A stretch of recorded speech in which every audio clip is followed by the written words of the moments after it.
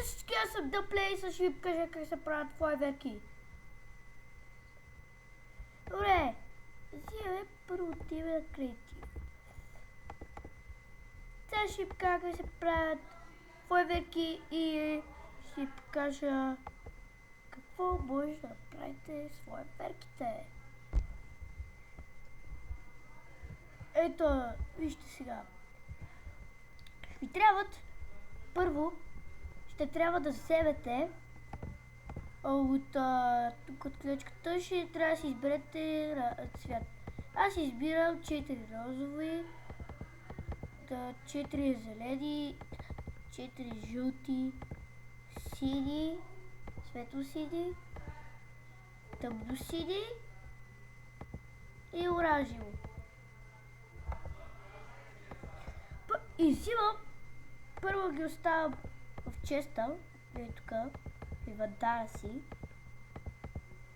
да ги оставя. Отивам, барут трябва да се вземе. Първо трябва много барут да вземете, за да може да направите флайверки. После отивате при лавата и взимате огнен заряд. Взимате го колкото е барута, за да може да направите толкова топки. Флайверки, не? После взимате един крафти тейбъл. Като го вземете, трябва да направите точно така, като мен. Първо взимате това. Така. Така. Тък. 2. Махам. Взимате зеленото. 1, 2. Добре. После взимам жълтото. Слагам 1, 2. Слагам го. Това, така. И после ще ви трябва хартия. Събрах да ви кажа, че ще ви трябва и хартия. Защото без хартия няма да ви се получи. И взимам. Отивам да взема хартия. Ето тук е хартията. Взимам си 17 хартия. Взимам си други неща. Слагам хартията тук, слагам това и тук ми се получава флайверка, но трябва да сложи все пак други цветове. И слагам всичкото, което имам.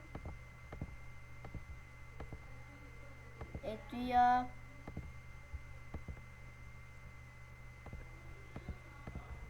Вес, ето, взимаме ги, пускаме ги и ето. Ето, ако искате крипърска глава, просто взимаш крипърска глава. Чакайте. Взимаш крипърска глава и примерно искаш да направиш зелена. Тук, опа. Тук и крипърска глава. Опа, тук. Как беше, бе?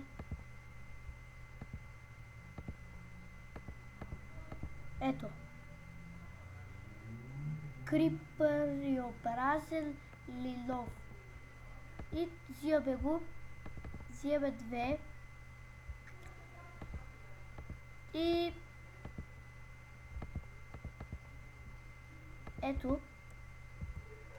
Сега правя флайверката. Взимаме тук барут. И взимате това, което имате. Крипърската глава само с това ще е най-2. Взимате го. И пускате и става крипър. Ето, крипъри. Ето, крипър. Ето ви крипъри, крипърче. Ето, ако искате само един, пускате крипър.